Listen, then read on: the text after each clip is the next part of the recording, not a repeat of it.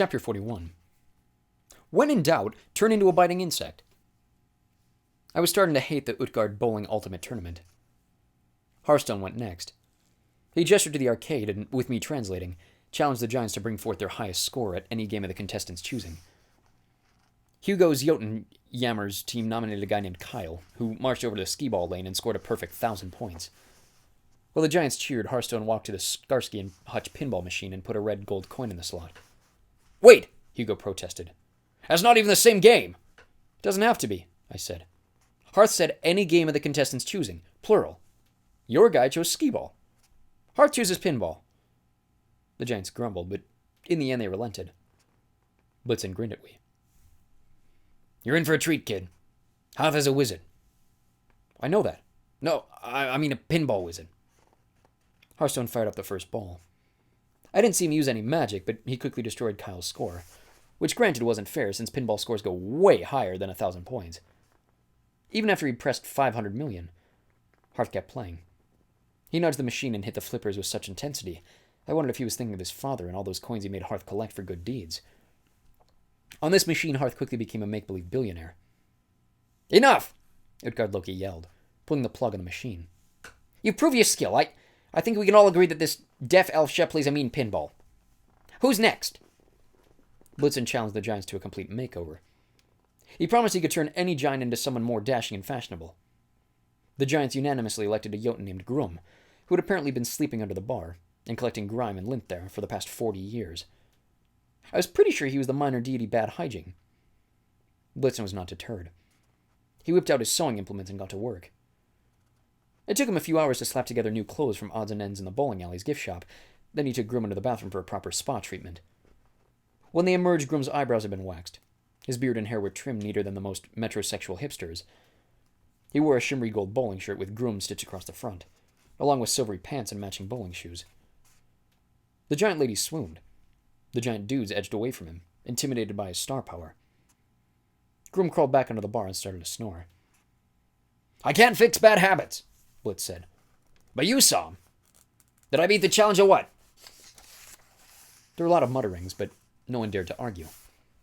Even magically enhanced ugliness was no match for a dwarven degree in fashion design. Utgard Loki leaned toward me and murmured, "You're doing very well. I'll have to make this last challenge really hard so you have a high chance of dying. That should solidify my liege men's respect." "Wait, what?" The helpful king raised his hands to the crowd. "Ladies and Jotunmen, truly we have some interesting guests, but never fear. We'll have our revenge.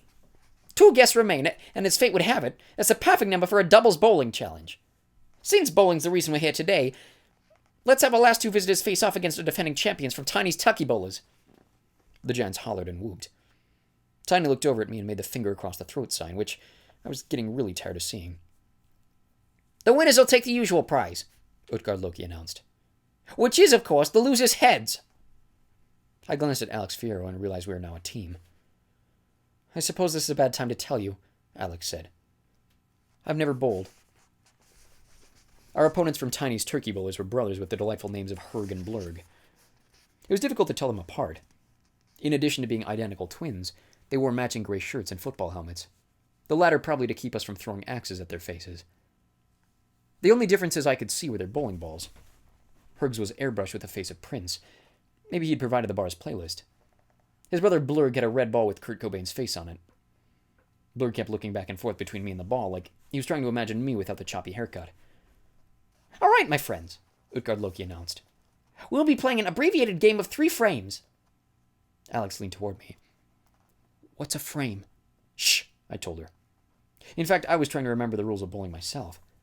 It had been years since I'd played. There was an alley in Hotel Valhalla, but since the Einherjar did most everything to the death, I hadn't been anxious to check it out. "A very simple contest," Utgard Loki continued. "Highest score wins.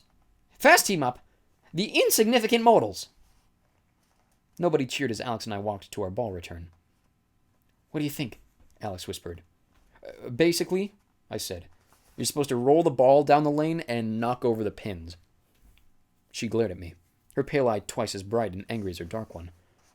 "I know that much, but we're supposed to break the rules, right? What's the illusion here? You think Herg and Blurg are minor gods?" I glanced back at Sam, Blitz, and Hearth, who had been forced to watch from behind the railing. Their expressions told me nothing I didn't already know. We were in serious trouble. I wrapped my fingers around my pennant and thought, "Hey, Jack, any advice?" Jack hummed sleepily, as he tends to do in pennant form. "No?" "Thanks," I thought. Huge assist from the magic sword. "Insignificant mortals," Utgard Loki called. "Is there a problem? Do you wish to forfeit?" No, I said. "No, we're good." I took a deep breath. "Okay, Alex, we got 3 frames. 3 rounds of play. Let's just see how the first frame goes. Maybe it'll give us some ideas. Watch how I bowl." That's a statement I never thought I'd utter. Bowling was not one of my superpowers. Nevertheless, I stepped into the approach with my pink fuzzy dice-themed bowling ball. Hey, it was the only one that fit my fingers. I tried to remember the pointers my shop teacher, Mr. Gent, had given us when we had our middle school orientation party at the Lucky Strain Lanes. I reached the line, aimed and threw with all my unhairy might. The ball rolled slowly, sluggishly, and stopped halfway down the lane. The giants howled with laughter. I retrieved the ball and walked back, my face burning. As I passed Alex, she grumbled, "Thanks, that was very instructive." I returned to my seat. Behind the railing, Sam looked grim. Hearthstone signed his most helpful advice. Do better. Blitzen grinned and gave me 2 thumbs up, which made me wonder if he understood the rules of bowling. Alex came to the line. She did a granny roll, hefting the ball between her legs and chucking it down the lane. The dark blue sphere bounced once, twice, then rolled a little farther than mine had before toppling into the gutter. More laughter from the Jotun crowd. A few high-fived each other. Gold coins exchanged hands. "Time for the Taki Bolas!" Utgard Loki shouted. A roar of applause as Herg stepped to the next lane over. "Hold up," I said. "Aren't they supposed to use the same lane as us?" Tiny pushed through the crowd, his eyes wide with mock innocence. "Oh, but the king didn't say anything about that. He just said highest score wins. Go ahead, boys." Herg threw Prince's head. It rolled straight down the middle at the lightning speed and crashed into the pins with a sound like exploding marimbas. The giants cheered and pumped their fists. Herg turned, grinning behind the face mask of his helmet. He patted Blorg on the shoulder and they exchanged a few words. "I need to figure out what they're saying," Alex said. "I'll be back." "But I need to pee," Alex yelled.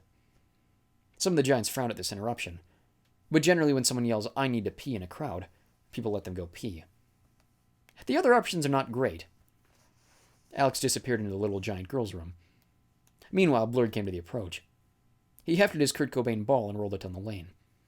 Cobain's face flashing in and out of sight, saying, "Hello, hello, hello," until it crashed into the pins and sent them flying with a lots of rocker spirit.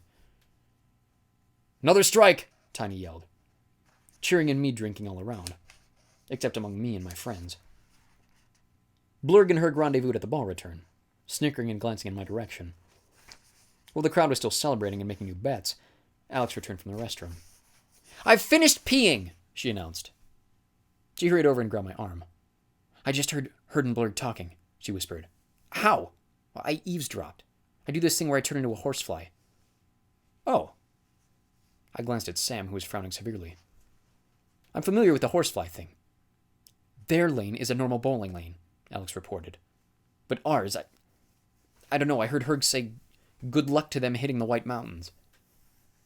"The White Mountains," I repeated. "In New Hampshire?" Alex shrugged. "Unless they have White Mountains in Jotunheim too. Either way, those aren't bowling pins." I squinted at the end of our lane, but the pins still looked like pins, not mountains. Then again, Little Billy hadn't looked like fear until he did. I shook my head. "How is it possible?" "No clue," Alex said.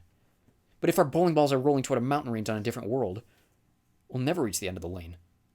We definitely won't be able to knock down any pins. How do we undo the hex?" "Come on, insignificant mortals," Tiny yelled. "Stop stalling." It was hard to think with the crowd of giants yelling at me. I'm not sure, I told Alex. I need more time. Right now, the best thing I can think of is to sabotage their lane. It was impulsive, I'll admit, but I charged the foul line and threw my pink dice bowling ball overhand with all my strength, straight into Hergenblurg's lane. The ball landed with such force it cracked the hardwood floor, ricocheted backward into the crowd, and felled one of the spectators, who squawked like a startled chicken. "Oh!" the onlookers yelled. "What was that?" Tiny bellowed.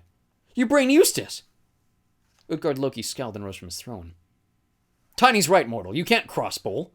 Once you've chosen a lane, you must stick to it. Nobody said that, I protested. Well, I'm saying it now. Continue the frame. A giant in the audience rolled my dice ball back to me. I looked at Alex, but I had no advice to offer her. How do you bowl when your target is a distant mountain range? Alex muttered something under her breath. As she made her approach, she changed into a full-size grizzly bear. She waddled on her back legs, the bowling ball clutched in her front paws. She reached the foul line and came down on all fours, hurling the ball forward with 300 pounds of pure force. The ball almost made it to the first pin before stalling. A collective sigh of relief went up from the giants. Now it's our turn. Tiny rubbed his palms eagerly. Go on, boys. But, boss, Herg said. Our lane has a big dent in it. Just move over a lane, Tiny said. Oh no, I said. You heard the king. Once you've chosen a lane, you must stick to it. Tiny growled. Even the Elvis tattoo on his arm looked angry. Fine. Herg, Blurg, do your best. You already have an unbeatable lead. Herg and Blurg didn't look happy, but they bowled their second frame. They managed to avoid the dent in the lane, but both of them rolled gutter balls, adding no points to their score. That's all right, Tiny assured them. He sneered at Alex and me. I was tempted to step on you two in the forest, but now I'm glad I didn't. Unless you bowl a perfect last frame, you can't even tie their score. Let's see what you got, mortals. I can't wait to cut off your heads.